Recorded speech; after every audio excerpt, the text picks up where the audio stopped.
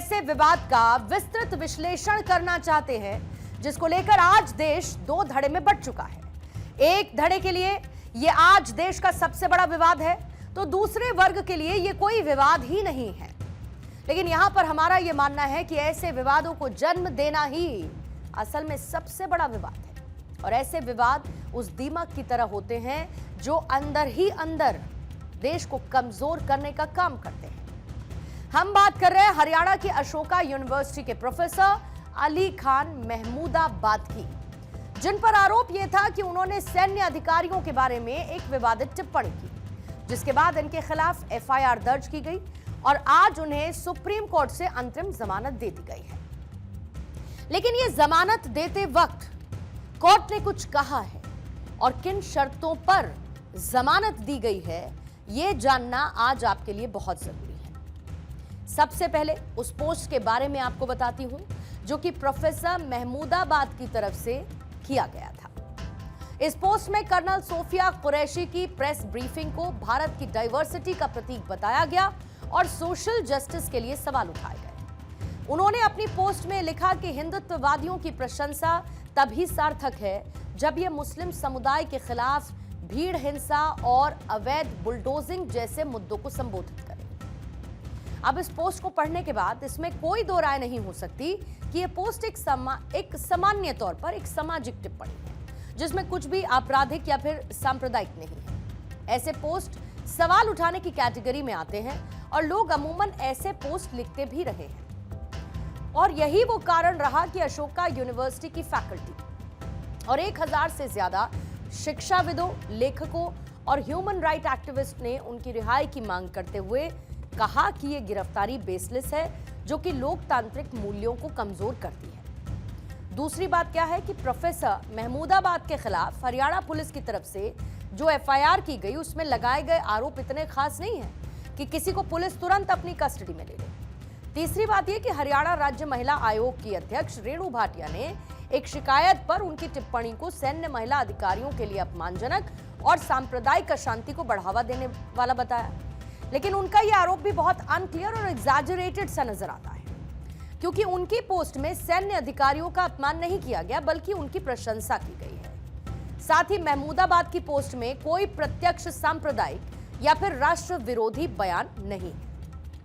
और उम्मीद की कि 14 तारीख को एक सभ्य पढ़े लिखे व्यक्ति, जो कि वो कहते हैं मैं एसोसिएट प्रोफेसर हूं, उस नाते वो आएंगे और महिला आयोग में अपनी बात को रखेंगे, परंतु वो नहीं आए।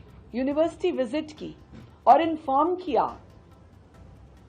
वाइस चांसलर को, रजिस्ट्रार को कि हम आ रहे हैं और उम्मीद है कि हम आपके associate professor so called Ali Khan को वहां बातचीत कर लेंगे।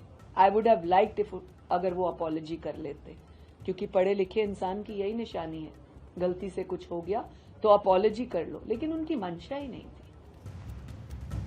महमूदाबाद की पोस्ट में कर्नल सोफिया कुरैशी और विंग कमांडर व्योमिका सिंह की प्रेस ब्रीफिंग को भारत की ताकत और डाइवर्सिटी का प्रतीक बताया गया।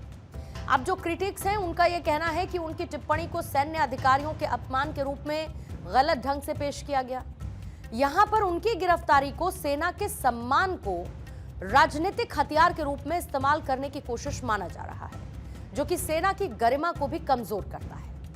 ये उन आरोपों का विश्लेषण जो कि एक पक्ष द्वारा लगाए गए हैं। अब कहते हैं कि हर एक सिक्के के दो पहलू होते हैं, और अगर हम दूसरे पक्ष के आरोपों का विश्लेषण करेंगे तो सबसे पहले प्रोफेसर महमूदाबाद क्या इन सवालों का जवाब दे सकेंगे कि क्या महिला सैनिकों की उपलब्धियों को सिर्फ दिखावा कहा जा सकता है?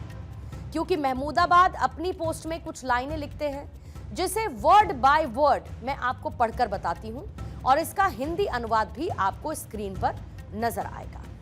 वो ये लिखते हैं कि lastly I am very happy to see so many right wing commentators uploading colonel Sofia Qureshi, but perhaps they could also equally loudly demand that the victims of mob lynchings, arbitrary bulldozing and others who are victim of the BJP's hate mongering be protected as Indian citizens.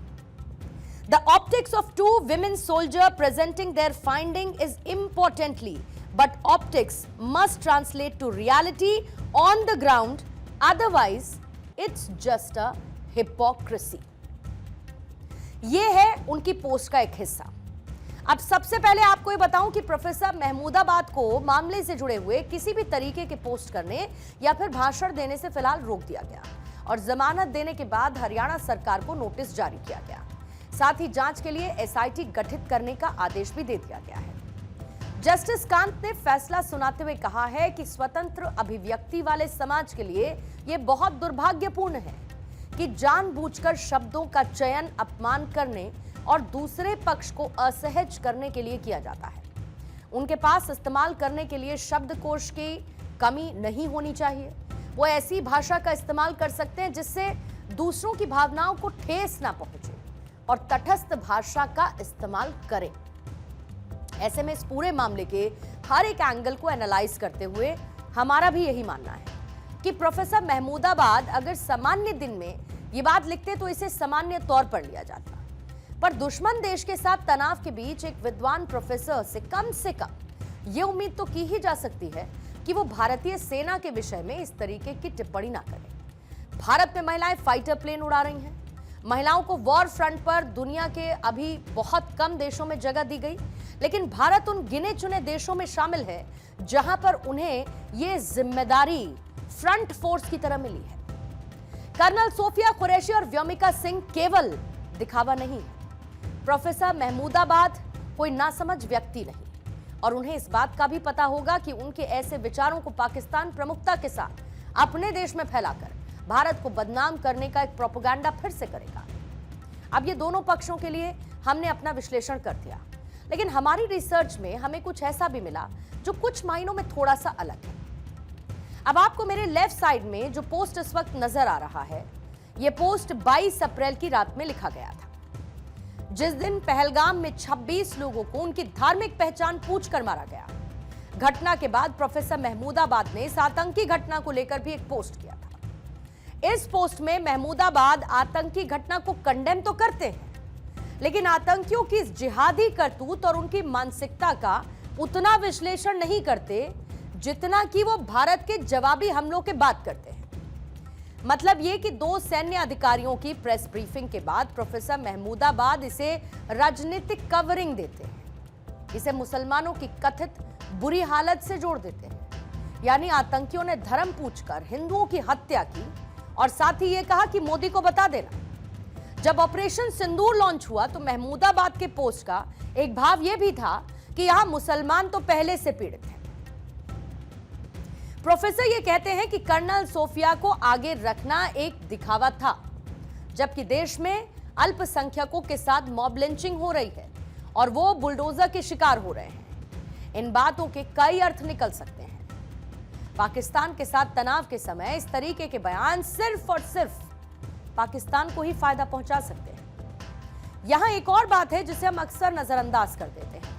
Mahmudabad ने अपनी post में लिखा है कि आम मुसलमानों की जमीनी हकीकत अलग है, जैसा कि सरकार ने दिखाने की कोशिश की है। क्या प्रोफेसर की इन बातों से सहमत हुआ जा सकता है? जवाब है कि शायद नहीं। स्पष्ट तर्क है कि क्या सरकारी योजनाओं में मुसलमानों के साथ भेदभाव होता है?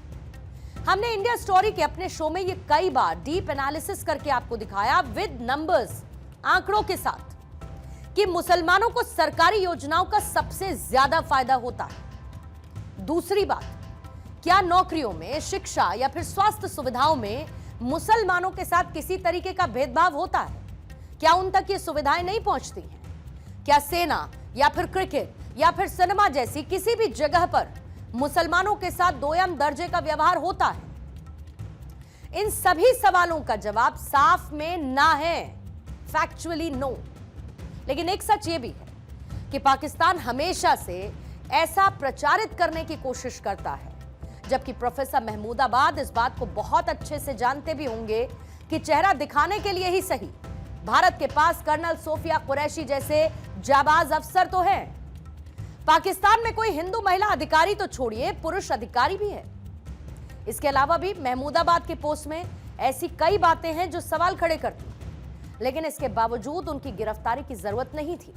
ऐसा करके पुलिस ने सिर्फ उन्हें अनड्यू इंपॉर्टेंस दिलवाई, जबकि महमूदाबाद खुद इस बात को जानते हैं कि ये सब कुछ लिख देने के बाद भी उनका कुछ नहीं होगा। और कमाल की बात यह है कि वो ये भी जानते हैं कि ऐसा कर पाना सिर्फ और सिर्फ भारत जैसे खूबसूरत देश में ही संभव है।